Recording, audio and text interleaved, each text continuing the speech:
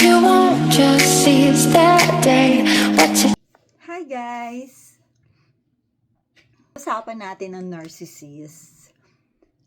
Paano makitungo sa mga taong narcissist? Paano makalabas sa mga taong narcissist? Kasi napagdaanan ko yan. Kasi yung ex-husband ko ay narcissist. Nagsama kami 9 years. At ang narcissist kasi ano siya eh, kung titignan mo siya, mabait siya. Lalo na sa pamilya niya, right? Lalo na sa pamilya niya, mabait siya. Ayaw niya ng competition. Hindi, pero usually naman, hindi naman talaga dapat makapag-compete sa asawa mo. Pero, ano siya eh, yung gusto niya, yung kontrolado ka niya. Lalo na sa pera. Dismayado siya talaga kasi may business kami dati. Nagbe-bake ako ng cake. Yeah. Nagpapa-order ako ng cake. Pero, kasi siya humahawak ng pera. So, control niya yun. So, para ako robot. Robot lang ako, tigagawa. Pero paano ka naman, di ba? Paano ka gaganahan kung wala ka naman nakahawakan? Maging totoo na tayo, di ba guys? Lalo na ako, I'm a single mother for long years.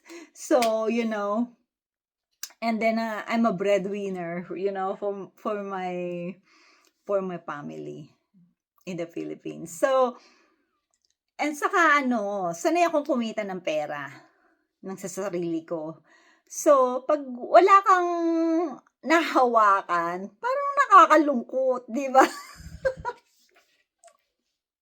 Saka hindi naman siya ganun hindi naman siya ganun ka bongacious. Nagbibigay siya, yes, pero hindi siya ganun hindi siya ganun ka bongacious. Saka gusto niya yung kontrolado ka niya sa lahat, kahit anak ko, ganun. Gusto niya siya lahat. Siguro may pagkakamali rin ako dahil kasi ang narcissist daw, sabi nung doktor, nakalimutan ko na kung ano yung pangalan niya. Ang narcissist daw, hindi siya bagay sa mapagpatawad na tao. Yung mapagbigay na tao. At saka yung pinipilit mong maging sige, okay na lang lagi, yung ganun. Kasi nag-decide ako na siguro, kasi late na rin ako nag-asawa eh. Late ako nagpakasal. Pero maaga ako nagkaanak. Yun yung dati eh. Pero hindi naman ako napakasal. So, bata pa ako noon. So, ngayon, sabi ng doktor, tama naman siya. Tama siya. Ang narcissist, yung ayaw niya gusto niya ayaw niya nung lumalaban. Ayaw niya yan. Ayaw niya nung yung hindi ka pumapasok sa plano niya. Eh ako kasi, pinagbigyan ko siya, how many years? At saka siya, yung halimbawa yung meron siyang mag-divorce tayo, ganyan. Tapos, yung mapapatawad mo siya agad, ayoko na makapag-divorce. So, mapapatawad mo siya agad, di ba? So, kasi nga, ayaw mo masira yung yung marriage nyo. So, okay, I'm okay. Mapagbigay ang lola. Mapagbigay, okay na okay. I think how many years din yun? So, 13? Nagsimula ng 13. Yung mga ganong ugali, 13, 14, 15, 16.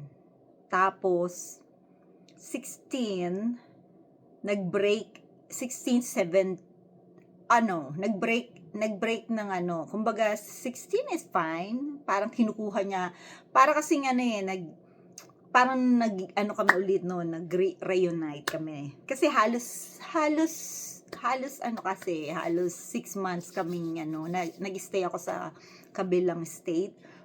And then, pagkatapos noon,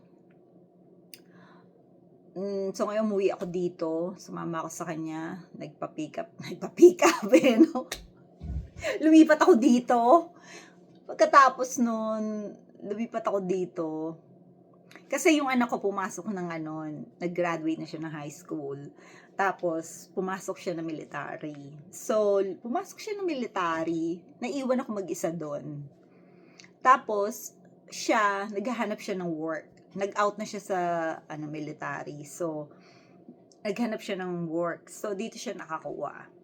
Pagkatapos nun, hiwalay kami. Nag-stay ako doon, dito. Kaya medyo parang yung pahinga, 16. Tapos, kinuha niya na ako ng October. And, yan, try ang lola mo ulit. Tapos, ano nga siya yung pag hindi niya nakukuha yung gusto niya, hindi yun sa plano niya, dismayado siya.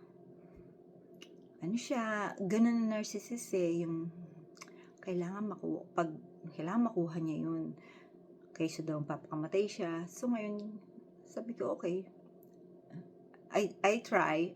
Pumunta ako, yun nga, sinundo niya ako, pumunta ako dito. Pagkatapos nun,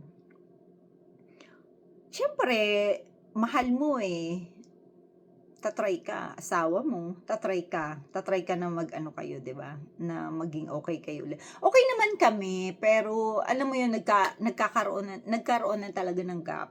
Kasi yung ganun yung diskarte niya. Tapos sabi niya, babayaran ko lahat kung ano yung nakuha mo sa credit card. Pero ang lola mo, syempre, may kahit pa paano may work naman ako kasi sa Virginia. Saka, kami nagbabayad ng anak ko sa apartment simula nung umalis siya. So, ang lola mo, kahit pa paano, may naiwan. Kumbaga, may naipon. So, kaya yan ang sabi ko sa inyo. Kailangan meron kayo naipon. Ang sabi ng doktor, tama naman siya. Hindi ka kailangan mag-revenge sa mga narcissist. Kasi, ang revenge mo, yung paano ka kumawala. Kasi 17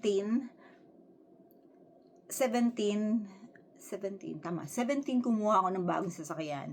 So, sabi niya, ibigay mo sa bigay natin sa anak mo. Kasi yung anak ko palabas na ng boot camp. So, nagbago isip, bigay daw sa magulang niya. Sa akin okay lang naman, 'di ba? So, binigay ko yung luma ko sa sakyan. So, ngayon, di happy siya. Syempre, plan niya yun So, pagkatapos nun, may pahinga ako ng 16. Kasi nga, malayo kami ng 16, 17, kalahati ng 16 years, 2016. Tapos, 17, bumili akong bagong sasakyan. So, naging bait-baitan siya sa akin hanggang 18. Pagdating ng 19, yan na naman siya. I wanna divorce. Ganyan daw, totoo, ganyan ang mga narcissists.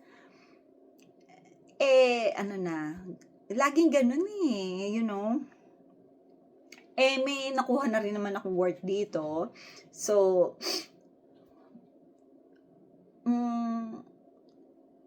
medyo na ko. Kasi kala ko nga magiging okay na. Kasi nakapagpahinga ako ng halos 2 years, diba? Sa mga ganun salita. Ano pa naman yun asawa ko Pag ako naman, ang ugali ko, hanggang sa kaya kitang titiisin kita. Dahil sa ayokong masira yung pagsasama natin, at saka mahal kita, okay.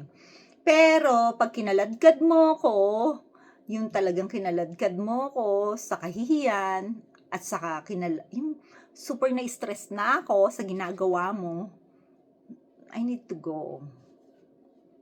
Kaya, guys, ko ako sa inyo, Talagang sabi nga ng doktor, ang kailangan ay mag-ipon ka para makatakbo ka.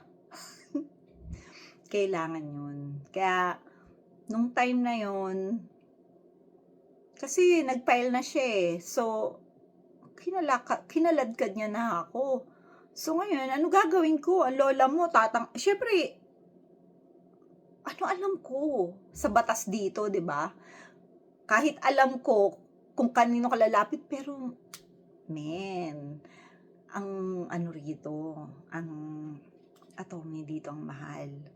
So, syempre, ayoko naman mapunta sa wala yung pera ko, 'di ba? So, talagang ano ko, lumapit ako sa yung makakatulong sa akin. Naghanap talaga ako ng makakatulong sa akin.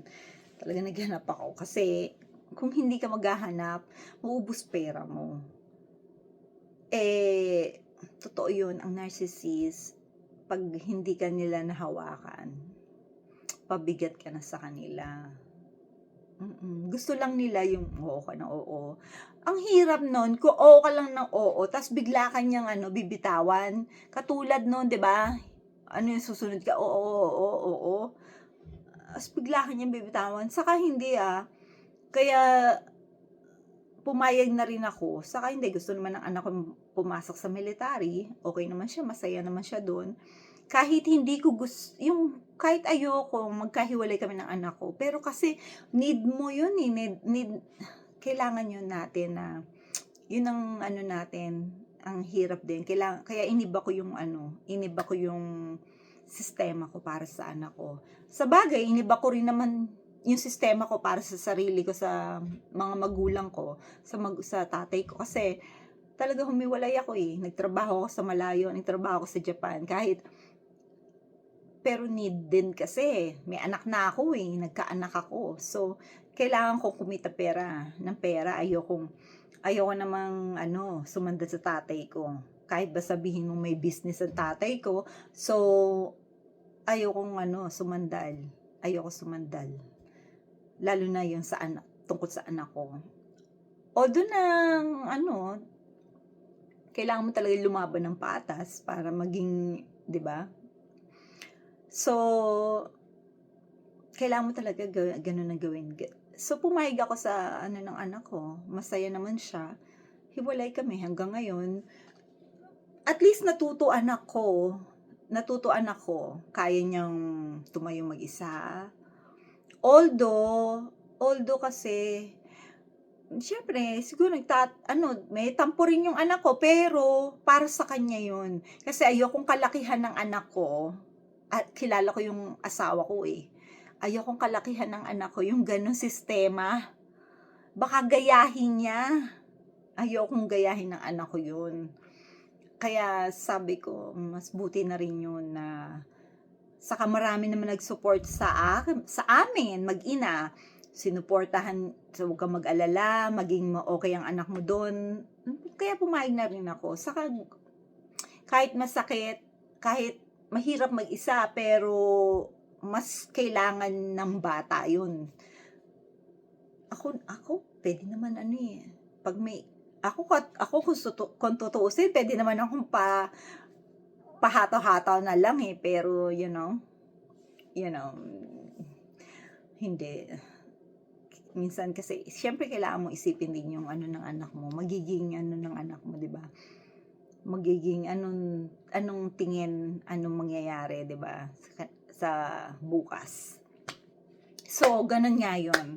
Tama yung doktor, na nakalimutan ko yung name ng doktor, pero totoo yung sabi niya, hindi ka kailangan mag-revenge na babawi ka sa kanya, no? Ako, napatawad ko na naman siya, madali ako magpatawad. Hindi, napatawad ko na naman siya kasi thankful din naman ako, di ba? Sa ginawa niya noon. Okay naman siya. Alam mo, ang narcissist, mabait naman, pero yung pagka-narcissist nandun eh. Ang napakahirap kaya. Lalo na yung mga sanay na sanay kang magtrabaho, sanay kang humawak ng pera. Kaso gusto niya yung hawakan niya lahat, tapos yun, susunod-sunod ka lang sa kanya. Kailangan oo ka lang, oo, ganun. Saktan ka pero wala kang magawa. Pero, hindi ba? Dahil nga sa nakaipon ako, yun yung sabi ng doktor. Tama yung doktor. Mag-ipon ka, tapos malis ka. Kasi mahirap naman yung pangit yung environment na ganun. Ano na nga, alam mo, nagbago na. Kasi siloso siya, yung, ano siya, dati, ganto ako mag-ayos, kasi nga, di ba, nanggaling ako ng Japan, so, ano, nag-aayos ka, tapos, hindi naman totaling seloso, hindi niya ipapahalata sa yun, pero, mahihirapan ka. May parang, pailalim siya kung tumira, yung ganun. Pera ka pang kayo ng anak mo, ganun. So, may mga ganun siyang tira. Tama yung doktor. Kaya, mahirap umano sa, ilang beses na rin yun. On and off na. I wanna divorce. It's not, I wanna divorce. Yung talagang, tapos palalabasin niya, ikaw masama doon sa pamilya niya. Kasi wala naman siyang friend eh. Ang friend niya malalayo. Tapos, wala siyang friend dito. May friend siya pero hindi ganun ka Hindi. Saka, ikaw ang lalabas sa masama. At, siguro ngayon, alam naman nila, kailangan talaga tumayo ka sa sariling paa. Mag-ipon ka ng pera para makalagpas ka sa Mahirap din yun. Mahirap magtagal sa ganong Tapos, siya, bawa, gusto niya ulit makapagbalikan. Pero, ganun nga daw, narcissist talaga eh. Halimbawa, nakuha ka niya ulit, diba? Halimbawa, na ka niya, excuse me. Halimbawa, na ka niya, nagkabalikan kayo, wala ka na naman sa kanya noon.